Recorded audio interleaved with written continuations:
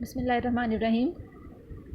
Testing of hypothesis की जितनी भी डेफिनेशंस हैं, प्रोसीजर्स हैं, वो सारे हमने देख लिए हैं। अब टेस्टिंग ऑफ हाइपोथेसिस की तरफ आते हैं। सबसे पहले जो टेस्ट आपने करना है वो पॉपुलेशन मीन है। ठीक है, पॉपुलेशन मीन की टेस्टिंग है। जैसे आपने कॉन्फिडेंस इंटरवल में केसेस पढ़े थे, 3 केसेस थे जब आपने पॉपुलेशन मीन के लिए कॉन्फिडेंस इंटरवल बनाया। इसी तरह पॉपुलेशन मीन को जब आपने टेस्ट करना है तो फिर आप यहाँ पर भी वही 3 केसेस होंगे। फर्स्ट ये है कि पॉपुलेशन वेरिएंस अगर नॉन हो तो आपने जी डिस्ट्रीब्यूशन यूज़ करनी है।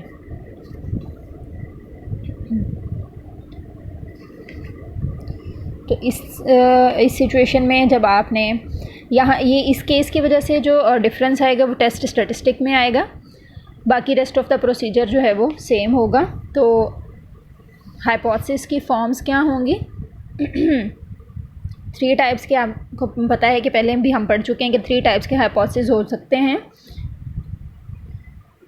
एच नॉट अगर mu is equal to mu not, क्योंकि आप पॉपुलेशन मीन को टेस्ट कर रहे हैं। ठीक है, mu is equal to mu not. Mu not is the value of population mean. ठीक है, पॉपुलेशन मीन की वैल्यू होगी। अगर ये हाइपोथेसिस जो है वो चेंज में आता है, यानी क्वेश्चन में चेंज की बात होगी, तो फिर आप इक्वल और नॉट इक्वल का यानी 2 टेल टेस्ट जो है वो यूज़ करेंगे। Mu not equal to mu not. ठीक है, ये एक फॉर्म है। और हाइपोथेसिस किस फॉर्म में आ सकता है? Mu less than equal to mu not. तो इसका अल्टरनेटिव क्या होगा? Mu greater than mu not. ठीक है, ये 1 टेल टेस्ट में राइट टेल टेस्ट है। ठीक है, ये आपने अल्टरनेटिव को देख के डिसाइड करना है कि ये कौन सा टेस्ट है। थर्ड फॉर्म ये हो सकती है mu greater than equal to mu naught, और इसका alternative mu less than mu naught. ये 1 टेल टेस्ट में लेफ्ट टेल टेस्ट है। This is right tail test and this is 2 tail test. इसके बाद आपका सेकेंड नंबर पे स्टेप ये होता है कि आपने लेवल ऑफ सिग्निफिकेंस डिफाइन करना है, यानी अल्फ़ा की वैल्यू आपको क्वेश्चन में दी जाएगी। अगर नहीं दी जाएगी तो आप 5% डिसाइड कर लेते हैं। ठीक है, नेक्स्ट आ जाता है, ये फर्स्ट स्टेप है। ये सेकंड है कि लेवल ऑफ सिग्निफिकेंस आपने लिखना है। यहाँ पे अल्फ़ा की जो भी वैल्यू होगी 5% है या फिर 1% है। नेक्स्ट स्टेप है टेस्ट स्टैटिस्टिक आपने बताना है।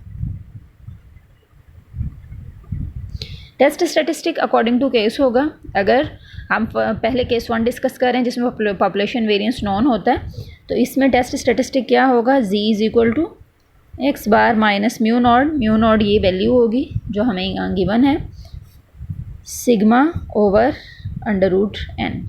ठीक है, ये टेस्ट स्टैटिस्टिक है। नेक्स्ट इसमें क्या आएगा?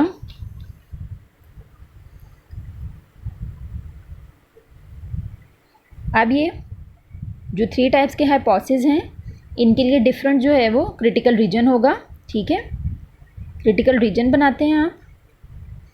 जब 2 टेल टेस्ट के लिए है, 2 टेल टेस्ट के लिए 2 वैल्यूज़ होंगी। ठीक है, एक होगा z less than z alpha by 2 और z greater than z1 minus alpha by 2। ठीक है, ये 2 टेल टेस्ट के लिए। उसके बाद राइट टेल टेस्ट के लिए क्रिटिकल रीजन क्या होगा? z greater than z1 minus alpha.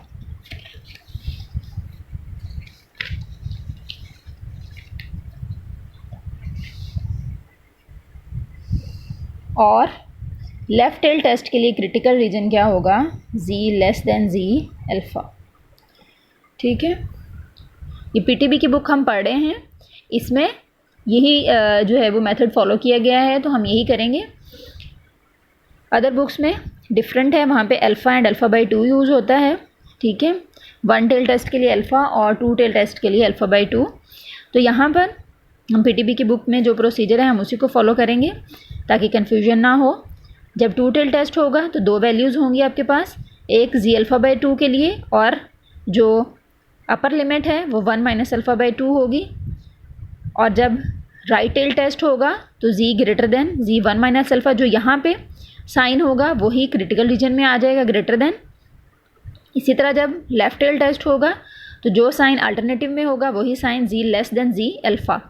यहाँ पे लेफ्ट टेल टेस्ट में जी अल्फ़ा, राइट में जी 1 माइनस अल्फ़ा, और टू टेल टेस्ट में alpha by 2 and 1 minus alpha by 2। Alpha by 2 alpha को 2 पोर्शन में डिवाइड कर रहा है तो एक वैल्यू आपकी लोअर लिमिट आ जाएगी और 1 minus alpha by 2 upper limit आ जाएगी।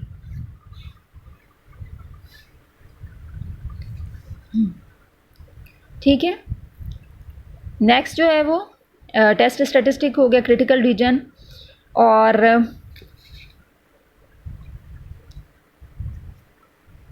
डिसीजन रूल जो है ये कैसे बनेगा, डिसीजन रूल भी इनके अकॉर्डिंग बनेगा। ठीक है, आपने हर एक में यही सेंटेंस लिखना है, रिजेक्ट एश नॉट इफ़, ये जो कंडीशन आपको दी गई है, ठीक है, यही आपने लिखनी है।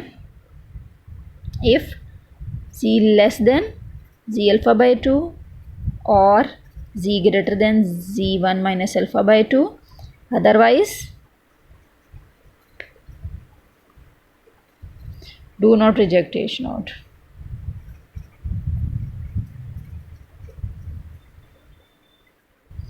ठीक है, और ये है टू टेल टेस्ट के लिए। लेफ्ट टेल टेस्ट के लिए, राइट टेल टेस्ट के लिए क्या लिखेंगे, reject H naught,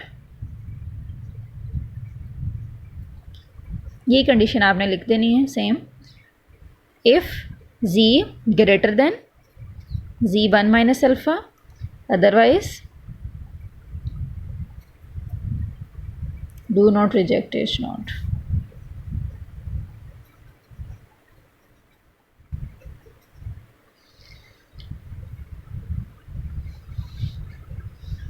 same statement आप लेफ्ट टेल टेस्ट के लिए लिखेंगे, reject H naught if G less than G alpha, otherwise do not reject H naught. ये डिसीजन रूल होगा।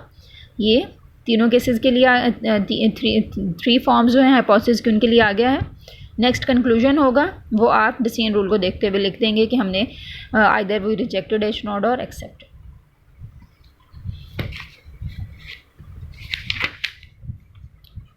नेक्स्ट है एग्जाम्पल, देख लें। ये थ्री केसेस यहाँ पर भी दिए गए हैं कि अगर पॉपुलेशन वेरिएंस नॉन हो तो सैम्पल साइज़ कोई भी हो, आप जी टेस्ट स्टैटिस्टिक यूज़ करेंगे।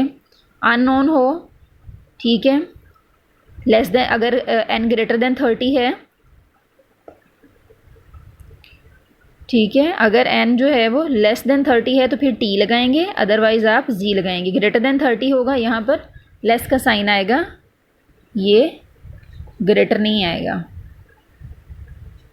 ठीक है, एन लेस देन 30 हुआ, पॉपुलेशन वेरिएंस अननोन हुआ तो आप टी लगाएंगे, और पॉपुलेशन वेरिएंस अननोन है और सैम्पल साइज ग्रेटर देन 30 है तो आप जी लगाएंगे। ठीक है, नेक्स्ट है A Bureau of Research statistician is designing an experiment to test achievement scores of first year students in Government College Gujranwala on a standardized test scored 1 through 100. He is willing to assume that the distribution of scores is normal. He also believes that the true achievement of all first year students in Government College Gujranwala is greater than 58. ठीक है, true का मतलब होता है population की value है। True values जो होती हैं वो पॉपुलेशन की वैल्यूज़ हैं, पैरामीटर्स होते हैं। तो greater than 58, if he has a sample of 36 such scores, what hypothesis should he test. तो वो क्या बिलीव कर रहा है कि जो म्यू है पॉपुलेशन का मीन है वो क्या है, ग्रेटर देन है 58, म्यू ग्रेटर देन 58। ये mu greater than 58 H not में आएगा या एच 1 में आएगा। एच नॉट नल हाइपोथेसिस है, उसमें always some form of equality होगी। ये इनइक्वालिटी है, इसमें इक्वल का साइन नहीं आ रहा, म्यू ग्रेटर देन 58 है तो ये H1 होगा। ठीक है, तो एच नॉट क्या होगा, इसका opposite, less than equal to 58। ठीक है, ये उसको टेस्ट करना है, बस इतना ही इसका आंसर है कि उसको क्या टेस्ट करना चाहिए, म्यू ग्रेटर देन 58 और एच नॉट होगा mu less than equal to 58। Next example 13.4, if the null hypothesis H naught is mu less than equal to 50, what would a type 2 error be made. Type 2 error कब बनेगा, अगर H naught mu less than equal to 50 हो।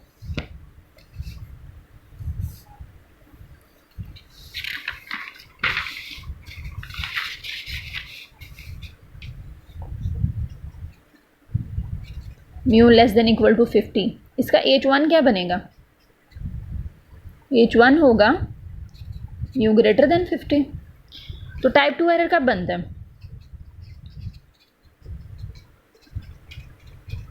Type 2 error कब बनेगा। Type 2 error ये होता है कि accept H naught when H1 is true. ठीक है, टाइप 1 एरर क्या है कि एक्सेप्ट कर लिया है हमने एच नॉट को जबकि ट्रू क्या था, H1 इज ट्रू। ठीक है, तो फिर क्या होगा, एक्सेप्ट कर लेंगे हम एच नॉट को जबकि म्यू ग्रेटर देन है 50। ठीक है,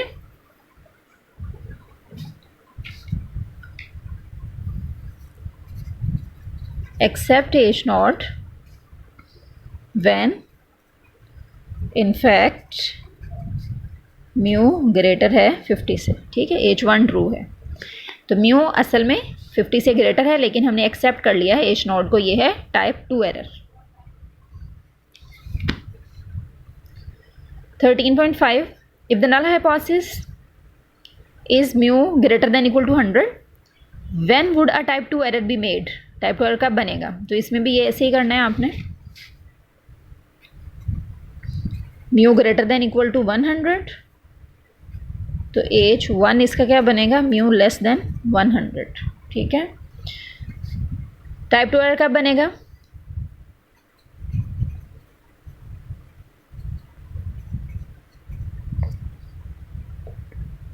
accept H naught when in fact mu greater than 100। ठीक है, इनफैक्ट म्यू 100 से ग्रेटर है लेकिन हमने एक्सेप्ट एच नॉट को कर लिया।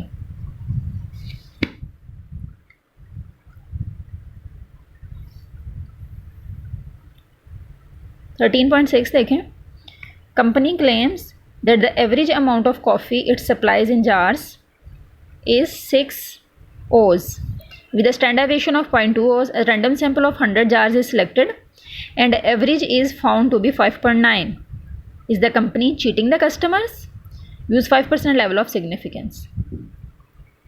अब यहाँ पर देखें कि स्टैंडर्डाइजेशन आपको पॉपुलेशन का दिया गया है। ठीक है, अभी सैंपल की कोई बात नहीं, उसे सैंपल की बात होने से पहले जितनी भी इंफॉर्मेशन है वो पॉपुलेशन की है कि एक कंपनी है जो कि कॉफ़ी के जार्स बनाती है और उनका उस जार्स का जो वेट है वो 6.0 ओज है, थोड़ी बहुत डिफरेंस के साथ जो कि 0.2 है।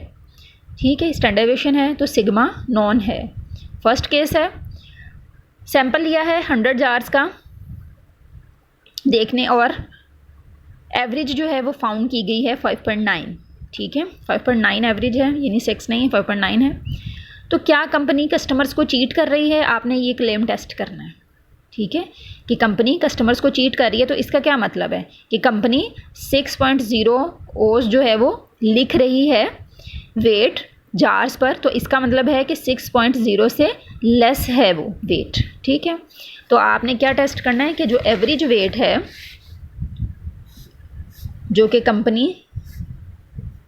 जार्स फिल कर रही है कॉफ़ी के, उनका जो एवरेज वेट है कॉफ़ी का उसमें वो लेस है, कंपनी जो है वो चीट कर रही है कस्टमर्स को, तो इसका मतलब है कि जितना एवरेज वेट है 6.0 से वो कम है।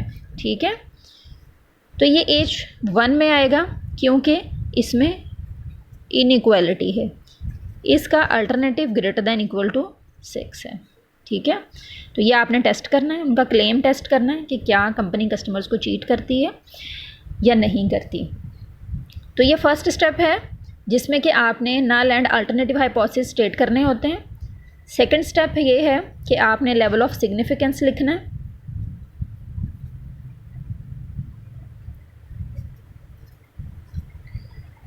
लेवल ऑफ सिग्निफिकेंस आप लिखेंगे क्या है, यूज़ 5% लेवल, ठीक है, तो अल्फ़ा आ गया 5% मीन्स 0.05।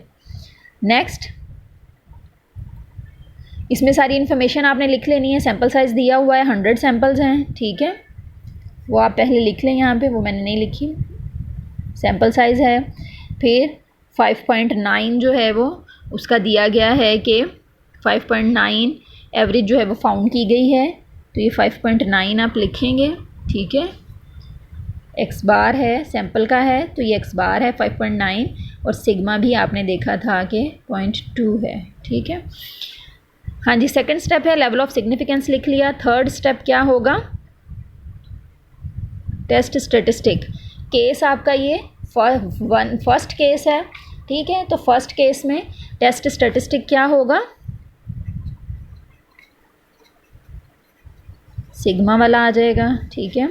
सी किसके इक्वल होगा, X bar minus mu naught sigma over under root n, ठीक है। नेक्स्ट क्या स्टेप है, क्रिटिकल वैल्यू आपने लिखनी है।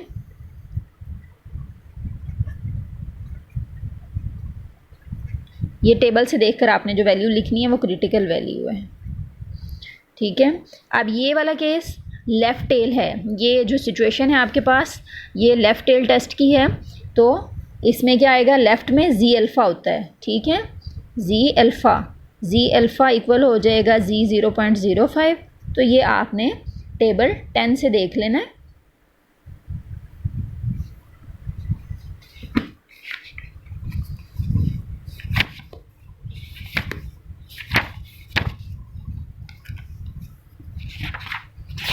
टेबल 10 में आप जाएंगे,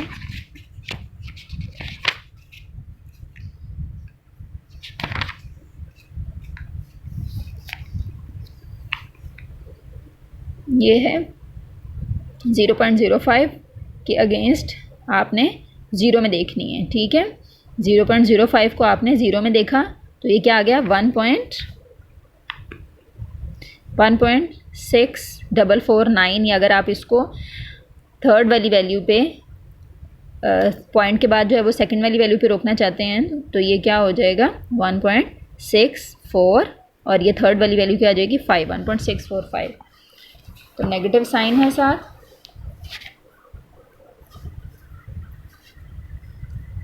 -1.645। नेक्स्ट, क्रिटिकल वैल्यू हो गई। अब आपने क्रिटिकल रीजन बनाना, वो वही होगा जो कि आपका अल्टरनेटिव है।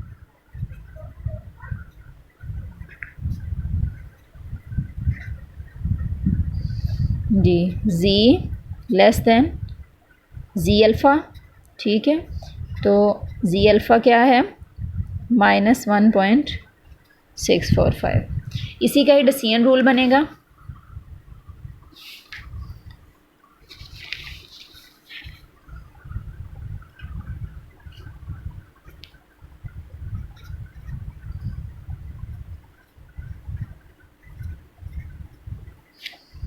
डिसीजन रूल, रिजेक्ट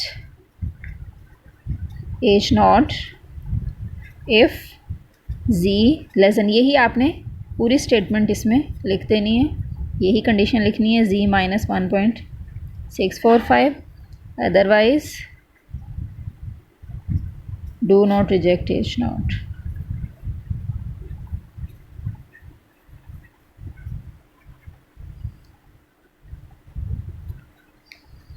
ये डिसीजन रूल है। नेक्स्ट, ऑब्जर्व वैल्यू आ जाएगी।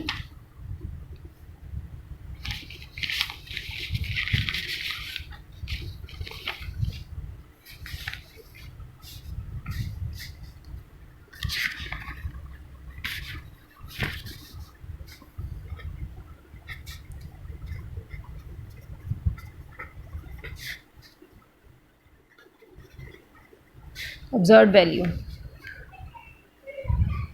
ऑब्जर्व वैल्यू में आपने z को कैलकुलेट करना है, ठीक है। टेस्ट स्टैटिस्टिक का जो आपने फार्मूला लिखा था उसमें वैल्यूज़ पुट करनी है, तो आपकी ऑब्जर्व वैल्यू होगी। ऑब्जर्व वैल्यू वो है जो कि आप सैंपल से कैलकुलेट कर रहे हैं, सैंपल की इंफॉर्मेशन से। x बार है 5.9 माइनस म्यू नॉट है 6.0 ओवर सिग्मा है 2.0 और सैंपल साइज था 100, ठीक है। तो ये वैल्यू आ जाएगी -5.0। अब आपने डिसीजन रूल को देखना है और फिर आपने कंक्लूजन लिखना है।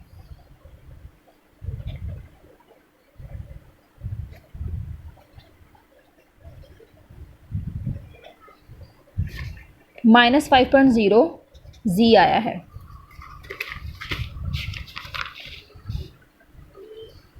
और डिसीजन रूल में क्या है कि रिजेक्ट कर दें इस नोड को अगर z, ये आपका वो z है जो आपने कैलकुलेट किया है, अगर z की वैल्यू क्या हो जाती है, लेस हो जाती है -1.645 से। क्या ये लेस है -1.645 से? नेगेटिव में जितनी भी कोई बड़ी वैल्यू होती है उतनी ही वो छोटी हो जाती है। अगर -5 है तो वो वाकई ही लेस है -1.645 से, ठीक है। तो अगर ऐसा ही है, ये कंडीशन फुलफिल हो रही है, तो फिर आप क्या करेंगे, रिजेक्ट कर देंगे एज नोड को। अगर आपका z की जो वैल्यू कैलकुलेट हुई है वो लेस हो रही है इस टेबुलेटेड वैल्यू से जो कि आपने टेबल में देखी है, तो फिर आप रिजेक्ट कर देंगे एज नोड को। अगर ऐसा नहीं हो रहा तो फिर आप इसको रिजेक्ट नहीं करेंगे। तो अब हमारी वैल्यू आ रही है 5.0, तो ये लेस हो रही है इससे। सेंस आप क्या लिखेंगे, since z is equal to -5.0 is less than -1.645, तो क्या करेंगे आप, so we reject H not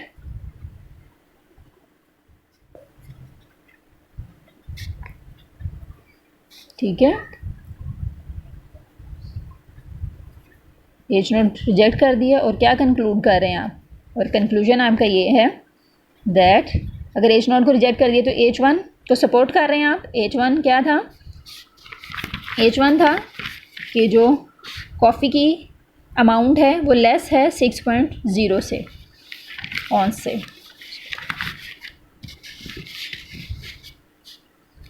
and conclude that the average amount of coffee, ये आप लिखेंगे तो आपको मार्क्स पूरे मिलेंगे।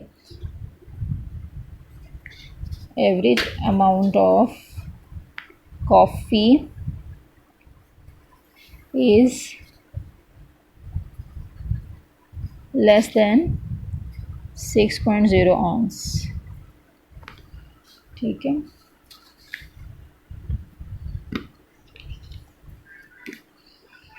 इतना ही जो है वो आज के लिए। इसमें से किसी बात की समझ नहीं आई तो पूछ लें। अल्लाह हाफिज़।